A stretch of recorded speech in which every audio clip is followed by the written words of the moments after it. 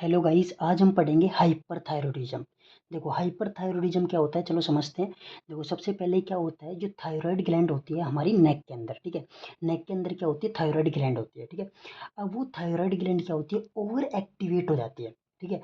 तो जब वो ओवर एक्टिवेट हो जाती है उसकी वजह से क्या होता है, वो थायराइड हॉर्मोन्स क्या है, ज़्यादा बनाने लगती है। जैसे T3 T4 हॉर्मोन्स क्या है हमारी बॉडी के अंदर ज़्यादा बनने लगते हैं, उसको हम क्या कहते हैं, हाइपरथायरॉयडिज्म, ठीक है। थायराइड ग्लैंड का ओवर एक्टिवेट हो जाना, ठीक है, तो उसको हम कहते हैं हाइपरथायरॉयडिज्म। तो अगर कोई भी पेशेंट है जिसके हाइपरथायरॉयडिज्म है और वो अगर ओपीडी के अंदर आता है तो उसके अंदर क्या क्लिनिकल फीचर्स हमको देखने को मिलेंगे, ठीक है। कौन से क्लिनिकल फीचर्स हमको देखने को मिलेंगे जिससे हम ये डिसाइड करेंगे कि उस पेशेंट के अंदर क्या है, हाइपरथायरॉयडिज्म है, ठीक है। तो पेशेंट क्या होगा, बिल्कुल थिन होगा, बहुत पतला होगा और इरिटेबल होगा, मीन्स चिड़चिड़ापन होगा पेशेंट के अंदर, ठीक है। उसके बाद में weight loss despite good appetite, ठीक है। उस पेशेंट का क्या हो रहा होगा, वेट लॉस हो रहा होगा, जबकि उसका एपेटाइट क्या है, गुड है, फिर भी उसके अंदर क्या हो रहा होगा, वेट लॉस हो रहा होगा। भूख अच्छे से लगती है, फिर भी उसके अंदर क्या है, वेट लॉस हो रहा है, ठीक है।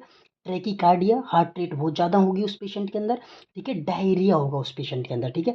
ट्रीमर्स मीन्स उसके क्या है, हाथ पैर ऐसे कांपने लगते हैं, ठीक है। उसके हाथ पैर क्या हो रहे होंगे, कांप रहे होंगे, ठीक है।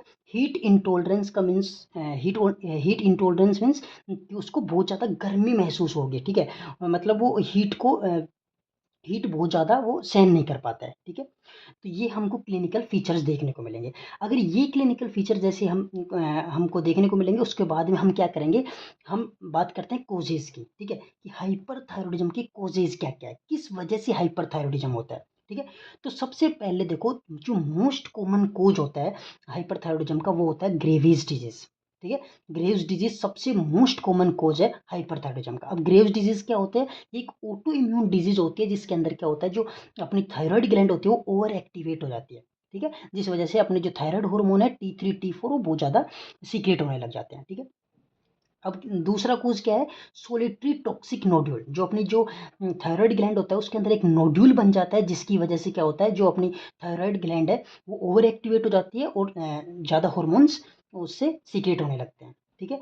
एक होता है टॉक्सिक नोडुलर गोइटर, ठीक है। इसका मतलब भी क्या है, मल्टीपल नोड्यूल्स बन जाते हैं अपनी थायराइड ग्लैंड के अंदर, क्या होता है, मल्टीपल नोड्यूल्स बन जाते हैं, जिसकी वजह से क्या होता है, हाइपरथायरॉयडिज्म होता है, ठीक है। फिर फोर्थ कोज है इसका, फैक्टिशियस हाइपरथायरॉयडिज्म। फैक्टिशियस हाइपरथायरॉयडिज्म का मतलब होता है कि अगर कोई पेशेंट है वो बाहर से थायराइड हार्मोन ले रहा है तो उसको क्या कहते हैं अपन, फैक्टिशियस हाइपरथायरॉयडिज्म कहते हैं, ठीक है। फिर है TSH secreting pituitary adenoma. Pituitary क्या हो जाए, पिट्यूटरी के अंदर क्या हो जाए, ट्यूमर हो जाए, जिससे क्या हो, pituitary continuously TSH thyroid stimulating hormone बनाती रहेगी, तो उस वजह से क्या होगा, जो अपनी थायराइड ग्लैंड है वो ओवर एक्टिवेट हो जाएगी और क्या हो जाएगा, हाइपरथायरॉयडिज्म हो जाएगा, ठीक है। फिर उसके बाद में स्टोरमा ओवरी।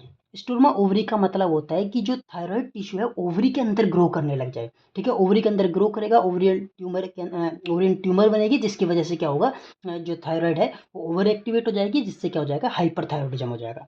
तो ये सारे क्या है, कोजेज है। लेकिन अपन को हमेशा क्या है, जो मोस्ट कॉमन कोज है वो याद रखना है, हाइपरथायरॉयडिज्म का जो मोस्ट कॉमन कोज है वो है ग्रेव्स डिजीज, ठीक है।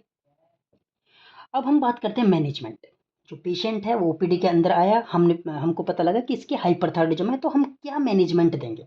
तो मैनेजमेंट हमेशा हम किससे स्टार्ट करते हैं, हाइपरथायरॉयडिज्म में ड्रग से स्टार्ट करते हैं, ठीक है। तो सबसे पहले हम फर्स्ट लाइन में क्या देंगे, ड्रग्स देंगे।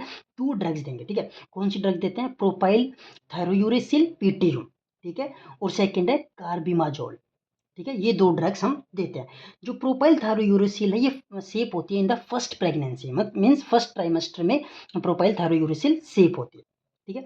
अब सेकंड लाइन मैनेजमेंट में हम क्या देंगे, ड्रग्स देंगे followed by radio active iodine. और आयोडीन कौन सा यूज करते हैं, आयोडीन 131। अब ये रेडियो एक्टिव आयोडीन क्या होता है, जो थायराइड ग्लैंड होती है वो इसको एब्जॉर्ब कर लेते हैं, जिससे क्या होता है, जो थायराइड जो एबनॉर्मल सेल्स होते हैं वो क्या हो जाते हैं, डेस्ट्रॉय हो जाते हैं, ठीक है। तो रेडियो एक्टिव आयोडीन हम देते हैं। फिर उसके बाद में हम क्या करते हैं, ड्रग्स फॉलोड बाय सर्जरी। अगर ये दो लाइन ट्रीटमेंट्स है वो फेल हो जाते हैं, तो हम लास्ट में क्या करते हैं, सर्जरी करते हैं, थायरॉयडक्टोमी करते हैं, ठीक है। तो अब हम सर्जरी करने से पहले पेशेंट को क्या है, प्रिपेयर करते हैं, ठीक है। सर्जरी करने से पहले हम पेशेंट को क्या करते हैं, प्रिपेयर करते हैं। तो अब हम सबसे पहले डिस्कस करते हैं कि कैसे पेशेंट को हम प्रिपेयर करते हैं। ठीक है।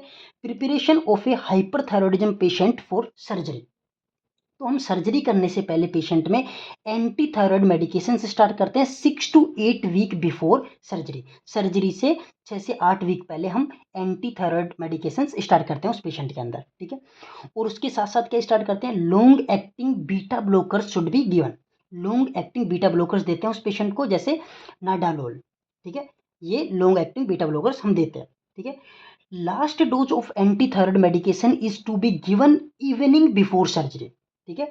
हम क्या है, शाम के समय last dose anti thyroid medications देते हैं, फिर उसके बाद में सर्जरी करते हैं, ठीक है।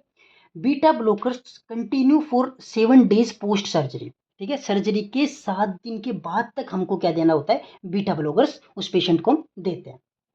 तो आज के लिए इतना ही गाइज, मिलते हैं हम नेक्स्ट वीडियो में। अगर आपको हमारे वीडियो पसंद आई हो तो चैनल को सब्सक्राइब करें, कमेंट करें।